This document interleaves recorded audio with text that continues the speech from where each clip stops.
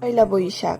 ছোটবেলায় পয়লা বৈশাখ মানেই ছিল একটা নতুন ক্যালেন্ডার বদলানোর দিন, আর নতুন ক্যালেন্ডার বদলানো মানেই একটা নতুন গল্পের শুরু। পয়লা বৈশাখের ভোর থেকেই মা আমার আর ভাইয়ের জন্য নতুন জামা বের করতেন। এই জামা পরে যেন আমরাই ছিলাম নববর্ষের ছোট্ট রাজারানী। আর দুপুরে তো থাকতোই বিরাট বাঙালিয়ানা খাওয়া দাওয়া। এরপর বিকাল হলেই বেরিয়ে পড়তাম মায়ের সঙ্গে দোকানে দোকানে হালখাতা করতে যাওয়ার জন্য। প্রতিটা দোকানে থাকতো মিষ্টি, এক গ্লাস ঠান্ডা শরবত আর এক রাশ নববর্ষের শুভেচ্ছা। এক দোকান থেকে আরেক দোকান, মিষ্টির স্বাদে নতুন জামার ছটায় একটা পুরো বিকাল কাটতো, গল্প, হাসি আর অভিমানও ভরা। আজ সবই স্মার্টফোনে, হালখাতার উৎসব সবই হোয়াটসঅ্যাপে, কিন্তু দোকানের সেই ঠান্ডা শরবত আর লাল সাদা শাড়ি পরে দৌড়ের আনন্দ কোথাও আর দেখা যায় না। এই ছোট্ট প্রাণ ভরা দিনগুলোর জন্য আজও মন কাঁদে। শুভ নববর্ষ, ছোটবেলার সেই আনন্দগুলোকে মনে রাখার দিন।